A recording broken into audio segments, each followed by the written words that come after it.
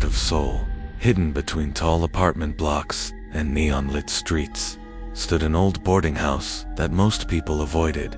It looked ordinary from the outside, just another aging building with fading paint and creaking wooden steps. But locals whispered that one of its rooms had been sealed for more than 30 years. That room belonged to a young girl named Haniel. She was only 17 when her family moved into the boarding house.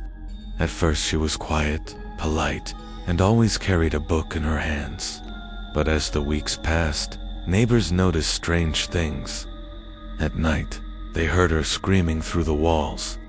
Sometimes her voice was deep and distorted, nothing like a human, and sometimes, in the middle of the night, people saw her standing at the window, eyes completely black, staring into the street below without blinking. One morning, her mother rushed out of the building crying, her face pale with terror. She begged the landlord to bring a shaman. "Something is inside her," she screamed. When the shaman arrived, he found Haneul sitting cross-legged in the center of her room. Her body was stiff, her head tilted unnaturally backward, her eyes rolled into darkness. On the floor around her were scratches, symbols no one recognized. The shaman tried to speak with her, chanting protective prayers, but Haniel only laughed. The sound was low and guttural, more like a growl than a girl's voice. Then she said something that silenced everyone. "You can't drive me out," she invited me. Her parents broke down in tears. The shaman tried to begin an exorcism ritual, but the moment he lifted his bell and drum, the lights in the room shattered. The air filled with the smell of burning hair and blood. Everyone fled the house in panic. Haniel's screams continued for weeks. Neighbors heard her chanting in a language no one understood. Her parents moved away in shame and grief, leaving the room locked forever. No one dared to open it again. The boarding house stood, but everyone who lived there made sure to avoid the top floor. Years passed. The story became a rumor, then a ghost tale. But in 2012, a young filmmaker named 𝗗𝗜𝗦𝗖𝗟𝗔𝗜𝗠𝗘𝗥 discovered the building while searching for locations. He was fascinated by urban legends and thought the story of Haniel would be the perfect subject for his next documentary.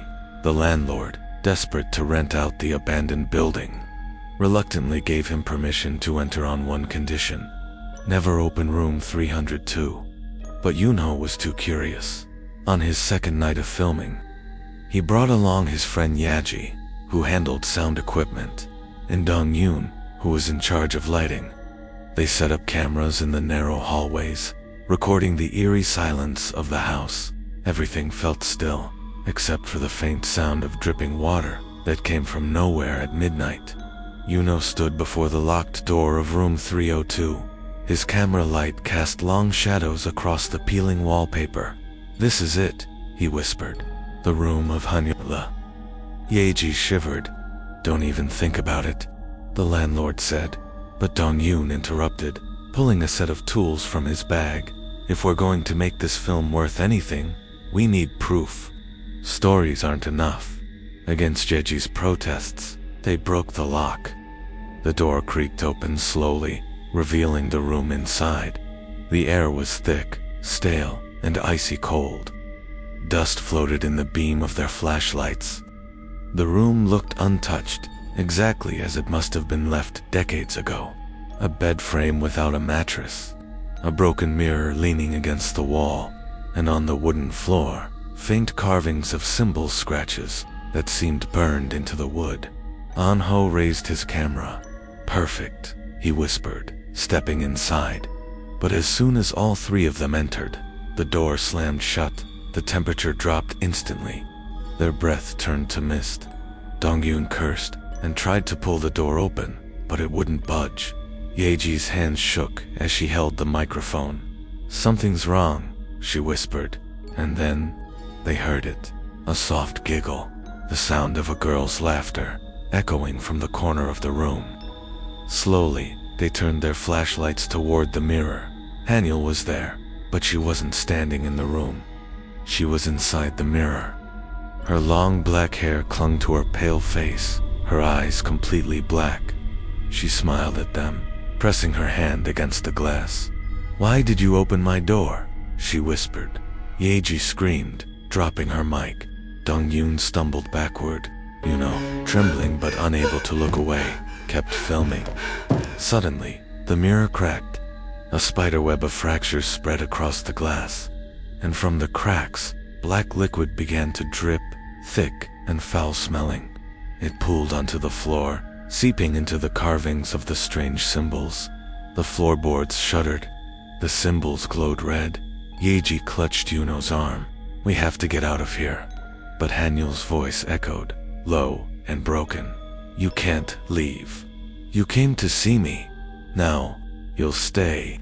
The door burst open by itself, but instead of showing the hallway, it revealed nothing but darkness. A void. Whispering voices drifted from it. Hundreds of overlapping murmurs calling their names. 𝗗𝗜𝗦𝗡 panicked, ran for the door. The darkness swallowed him instantly. His scream echoed once, then silence. 𝗟𝗔𝗜𝗦𝗡 cried out, refusing to move. Yunho dragged her toward the window, smashing the wooden frame with a chair.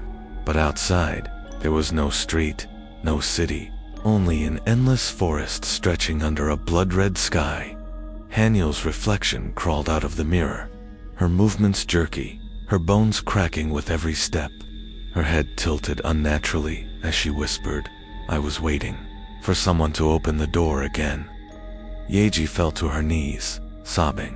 The air grew heavier, pressing down on her chest until she couldn't breathe. She collapsed to the floor. Yuno, still clutching his camera, screamed and swung it at Haniel. But the moment it struck her, the lens shattered. The screen flickered with static before showing his own terrified face, distorted, bleeding from the eyes. The next morning, the landlord found the door to room 302 wide open. The room was empty. Only the broken mirror remained, its surface faintly reflecting 3 shadows moving inside. The police never found Yunha 𝗟𝗔𝗜𝗦𝗡 or 𝗗𝗜𝗦𝗡, but weeks later, the camera turned up at a pawn shop. The footage inside was never released to the public, but investigators who watched it described seeing Yunho standing in the room, holding the camera up to his own face. His eyes were black, his mouth smiling unnaturally wide. He whispered the same words over and over again. "She invited me. Now, the boarding house has been demolished. A new apartment building stands in its place." But residents claim that sometimes, late at night, when they pass the 3rd floor, they hear a girl's laughter echoing faintly through the walls, and if they glance at the windows, just for a second, they see the reflection of a girl staring back at them. Her name is Haniel, and her door was never supposed to be opened.